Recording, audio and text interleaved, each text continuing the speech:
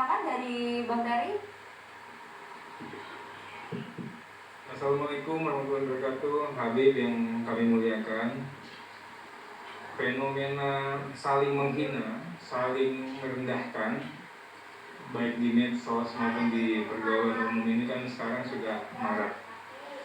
Padahal di hukum negara, di iman kita masing-masing, di semua kitab suci sudah jelas ada aturan mainnya. Sebagai contoh, kalau di iman saya Habib, di Islam itu Al-Hujarat ayat 11 itu tegas sekali. Wahai orang-orang yang beriman, janganlah suatu kaum mengolok-olok kaum yang lain. Kemudian boleh jadi mereka yang mengolok-olok itu lebih buruk daripada yang buruk. Janganlah kamu mencela satu sama lain. Dan kemudian juga tegas, jangan pula memanggil dengan gelar-gelar yang buruk. Bertobatlah kamu, katanya. Kalau kamu tidak bertobat, kamu termasuk dalam kelompok orang yang zalim. Itu tegas sekali. Nah, pertanyaannya begini. Kita ini bangsa Indonesia adalah bangsa yang dipersatukan karena perbedaan. Ada yang seperti Kakak Pigai, seperti saya, seperti Bang Eben dan sebagainya. Dulu pendiri bangsa bisa menghadirkan kesejukan di tengah perbedaan itu. Nah, sekarang agak berbeda sedikit lagi. Apa yang harus kami ini lakukan? Dan mungkin kalau kita boleh tahu penyebabnya apa sih? Mungkin itu saja. Oke, baik. Poinnya dari konten sudah didapat. Ada yang bertanya? Selanjutnya, nggak silakan. Ya. Mas Habib, supaya juga persoalan tadi juga clear ya, gitu. Kan tadi Mbak Yeni juga bilang esensi yang disampaikan Bang Biga ini ada benarnya. Cuman penyampaiannya mungkin perlu diperhalus lagi.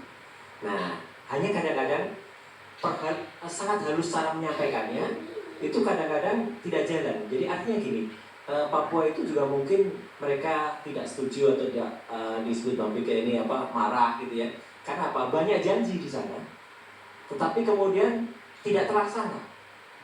Ada orang yang suka berjanji, tapi kenyataannya malah berkebalikan. Nah, hukum Islamnya apa itu? Orang yang suka janji, tapi janjinya malah 180% derajat kebalikan dengan janjinya tadi. Terima kasih. Langsung. Assalamualaikum warahmatullahi wabarakatuh. Selamat malam Bapak-bapak sekalian, sahabat-sahabat saya sebangsa dan setanah air, serta seluruh pemirsa yang dimuliakan oleh Allah Subhanahu wa Ta'ala. Tadi saya tertarik dengan apa yang tadi berjalan. Demikianlah dunia politisi.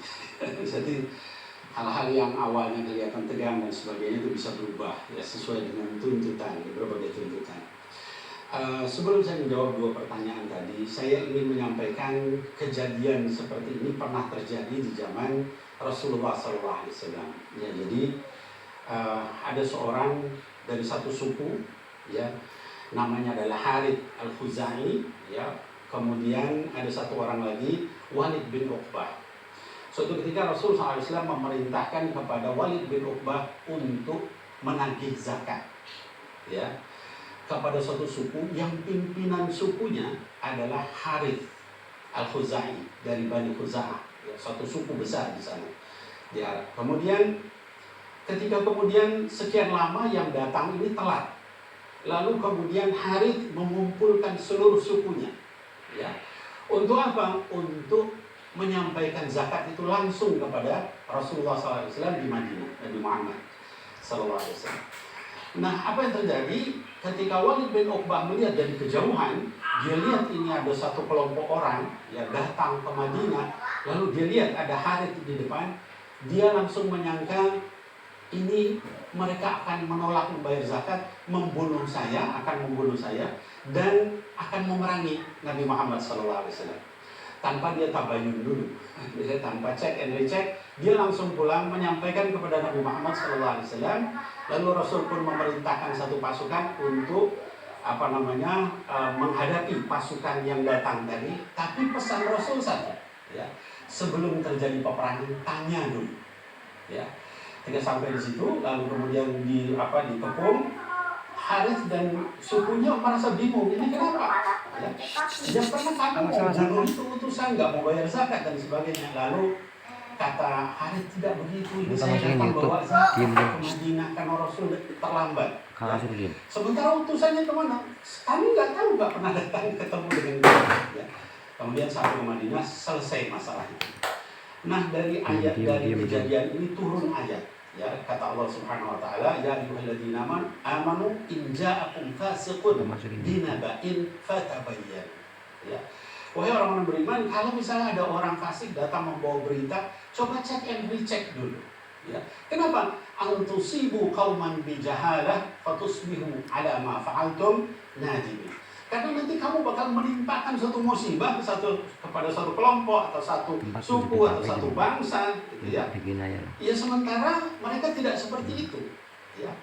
Nah, apa yang kita saksikan di dalam apa yang tadi terjadi, yang mudah-mudahan ini bentuk daripada tabayun, ya. Apa yang disampaikan oleh Bang Pigai ini mungkin apa tujuannya adalah kepada dua orang. Ya, tapi kemudian diberikan keterangan, gitu ya. Keterangan ini kemudian jadi multitafsir. Ya, sebagian menganggap ini salah, sebagian menganggap ini hanya kata keterangan lokasi, gitu ya. Nah, kalau misalnya ditanyakan bagaimana, kalau saran saya ini Bang Tegar, maaf ya, saran saya mungkin Bang Tegar nggak ada salahnya kalau minta maaf kepada orang Jawa Tengah, nggak ada salahnya, tidak. Bahwa kritiknya kepada dua orang tadi berlanjut terus saja tidak apa-apa, tapi Jawa Tengah jangan dibawa-bawa. Ini nanti kemudian jadi kebiasaan. Ya, dan saya juga nggak setuju dengan tadi yang disebut Bang Tiga, orang yang merendahkan Papua dan sebagainya. Itu juga nggak benar juga. Ya, jadi semuanya lah. Ya, pertama adalah kita tabayun. Lalu kemudian yang kedua, tadi sahabat Bang Arteria yang menanyakan tentang bagaimana urusan celak-mencela ini, ya. Kalau di dalam ajaran Islam dikatakan la yaskhar qaumun min qaumin asa ayyakunu khairan minhum. Jangan satu kaum mencela yang lain, karena bisa jadi yang dicela lebih baik. Apalagi kalau sudah bawa nama suku, ya. Ya ada lagi yang bilang misalnya apa kadrun, itu juga pencelaan juga, itu salah juga gitu ya. Nah kemudian ada lagi cebong, itu juga salah, ampun itu ya. Sebaiknya menurut saya nih dua kelompok ini jangan kemudian menggunakan bahasa-bahasa begitu, bahasa yang mendidik lah. Nah kemudian tadi apa yang disampaikan oleh Abang Roy Suryo ya baik menyampaikan tadi bagaimana soal janji. Nah ini janji juga harus ditepati, ya. Jadi mungkin orang kemudian jadi marah, jadi kemudian salah bicara karena mungkin nunggu janji-janji nggak ditepati. Tapi mungkin bahasa yang dipilih harus benar. Jadi janji itu kata baginda Rasul SAW, ya salah satu ciri orang munafik adalah kalau dia berjanji dia ingkar, tidak ditepati. Mudah-mudahan kita tidak seperti itu. Yang terakhir saya ingin sampaikan ya kepada media ini juga mungkin suasana diadu itu agak dikurangi lah itu. Jadi bagaimana jalan tengah. Ini negeri kita ini sudah pecah gitu. Jadi ada dua kelompok. Saya sedang tarik ke sana, tarik ke sini. Bu, yuk kita coba bicara yang baik-baik, lalu temukan solusi yang baik.